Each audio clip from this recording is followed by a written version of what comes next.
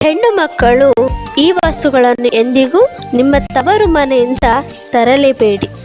ಪ್ರತಿ ಹೆಣ್ಣಿಗೂ ತವರು ಮನೆ ಎಂದರೆ ಸ್ವರ್ಗವಿದ್ದಂತೆ.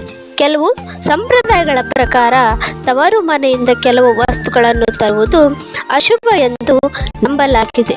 ಮೊದಲನೆಯದಾಗಿ ಕಬ್ಬಿಣದ ವಸ್ತುಗಳನ್ನು ತವರು ಮನೆಯಿಂದ ತರುವುದು ಅಶುಭ ಎಂದು ನಂಬಲಾಗಿದೆ.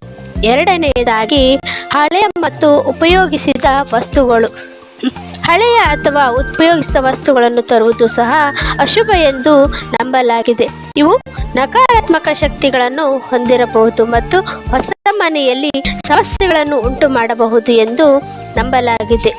ಹುಣಸೆ ಹಣ್ಣು ಸಹ ತವರು ಮನೆಯಿಂದ ತರಬಾರದು ಎಂದು ಹೇಳಲಾಗಿದೆ. ಇದು ಕಲಹ ಮತ್ತು ಗಲಾಟೆಗೆ ಕಾರಣವಾಗಬಹುದು.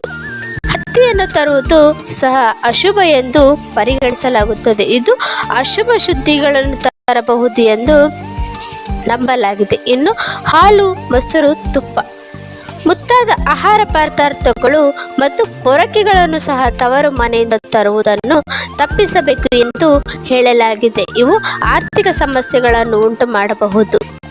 ತದನಂತರ ಉಪ್ಪಿನಕಾಯಿಯನ್ನು ತರಬೇಕಾದರೆ ಅದಕ್ಕೆ ಸಮನಾದ ಮೌಲ್ಯದ ಹಣವನ್ನು ತವರು ಮನೆಯಿಂದ ಕೊಡುವುದು ಉತ್ತಮ. ಬಿಸಿ ಎಣ್ಣೆ.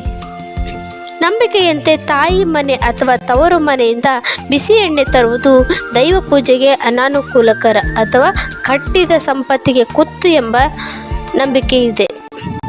ಅಕ್ಕಿ ಮತ್ತು ಧಾನ್ಯ.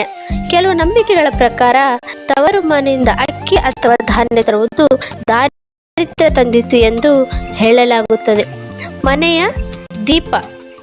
ದೇವಾಲಯ ಅಥವಾ ತವರು ಮನೆಯಿಂದ ದೀಪದ ಬೆಂಕಿಯನ್ನು ತರಬಾರದು ಎಂಬುದು ನಂಬಿಕೆ ಇದೆ.